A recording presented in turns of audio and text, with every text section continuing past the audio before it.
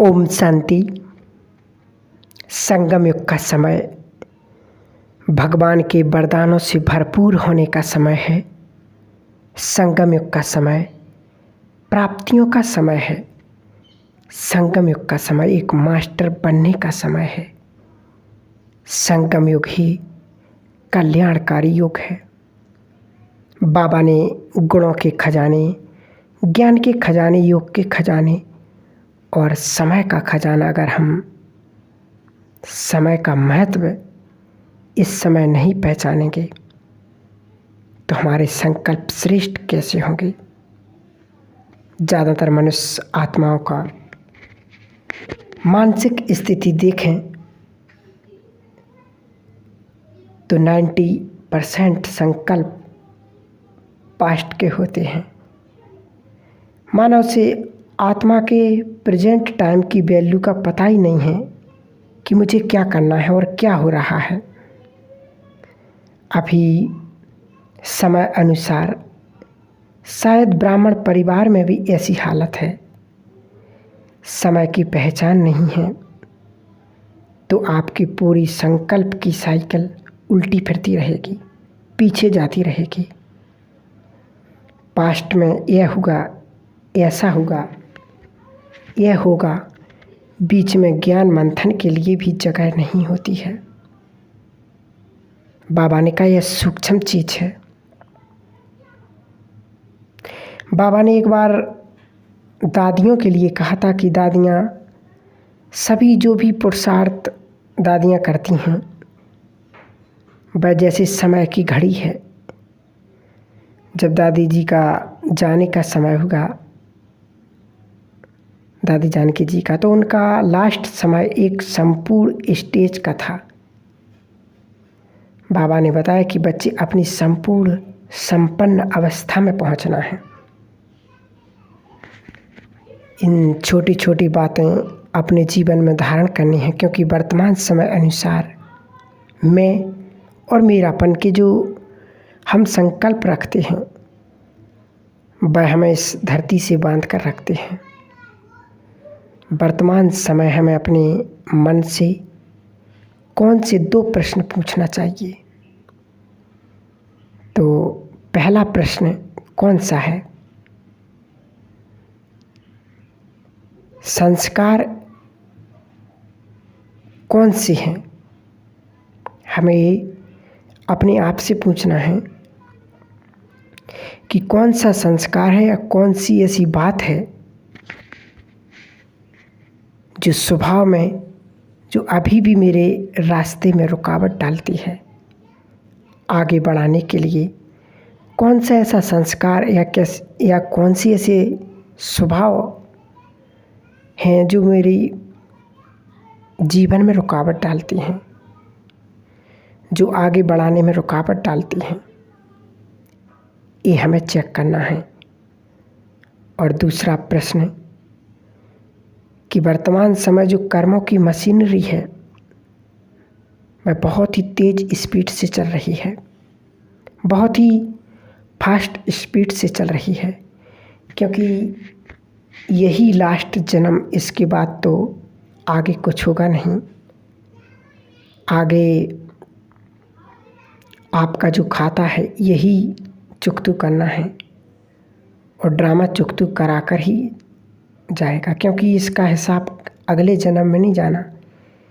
इसलिए बीच में अकाले मृत्यु के तूफान आते। बाबा ने कहा ऐसे तूफान आएंगे क्योंकि हमारे कर्मों के हिसाब किताब चुकतू कैसे होंगे।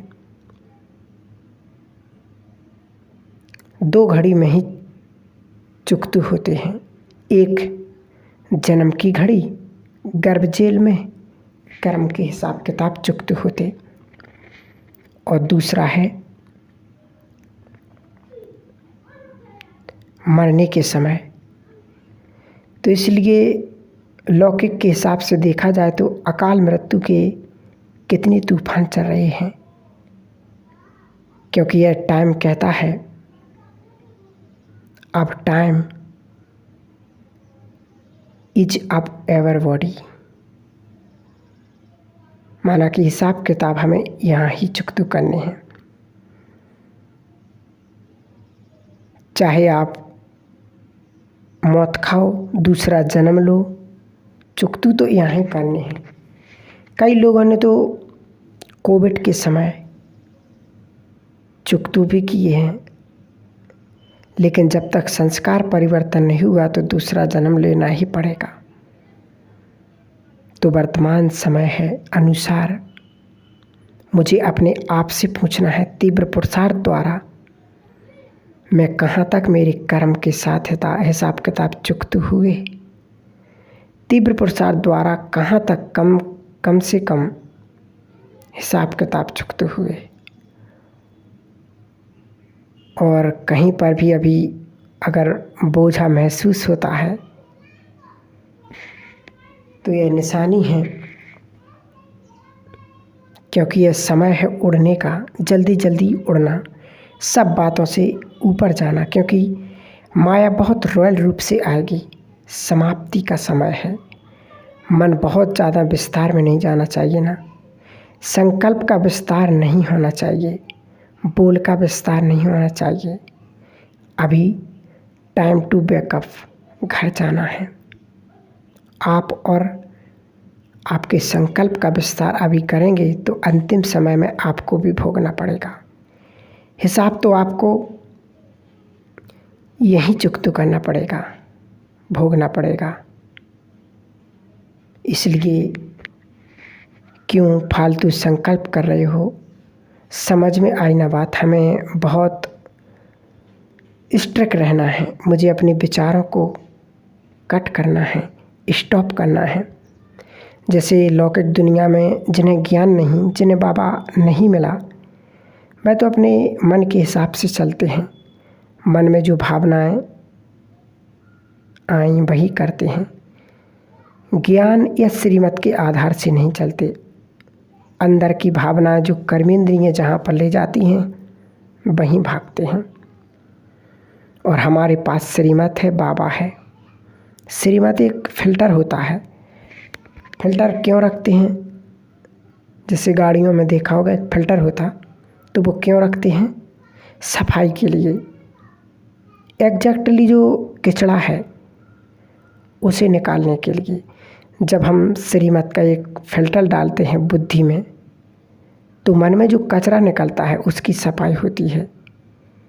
इसलिए हर एक बात जो मन में आती है पहले श्रीमत के साथ, श्रीमत के फिल्टर के थ्रू डालते हैं। बाबा ने कहा अब हर घड़ी में बाबा की श्रीमत लो। ऐसा नहीं कि पहले विकर्म कर लिया फिर श्रीमत ले रहे। सोने से पहले, बोलने से पहले कम करनी है और हमें श्रीमत का फिल्टर लगाना है। और जो चीज़ ज़रूरी नहीं उसे फेंक दो, उसे सोच के फेंक दो। दादी जी एक बार जब लंदन आए तो बाप दादा ने दादी जी को एक डायरेक्शन दिया था कि लंदन को मिनी मधुबन बना दो। तो ऐसे बाबा की श्रीमत को फॉलो किया। जैसे कई लोग सोचते हैं कि यहाँ तो 3-4 लोग ही क्लास में आते हैं, यहाँ कैसे हो गई सेवा? तो बाबा कहते ये सोचने का काम तुम्हें किसने दिया? तुम्हें बाबा ने कहा, तुम्हें बाबा ने बिठाया है। बाबा की जो श्रीमत है, इसलिए वही करो जो बाबा करा रहा है और ज़्यादा मत सोचो। ऊपर वाला बैठा है, जहाँ भी बिठाया है वह कुछ कारण के लिए बिठाया है। यह फालतू संकल्प नहीं करो। श्रीमत क्या कहती है? तो हमें ऐसे वर्तमान समय को देखते हुए अपने पुरुषार्थ को तीव्र करना है और बाबा की श्रीमत अनुसार जो बाबा कह रहे हैं उस अनुसार चलते रहेंगे तो हम भी प्रकृति को प्राप्त करेंगे, प्रकृति जीत बन जाएंगे और स्वयं भगवान हमारा साथी बन जाएगा। इसलिए हमें इस बात का बहुत बहुत ध्यान देना है कि बाबा मेरे साथ है और अपने संकल्पों को पॉजिटिव करना है। इस बात का हमें बहुत बहुत ध्यान देना है। ओम शांति।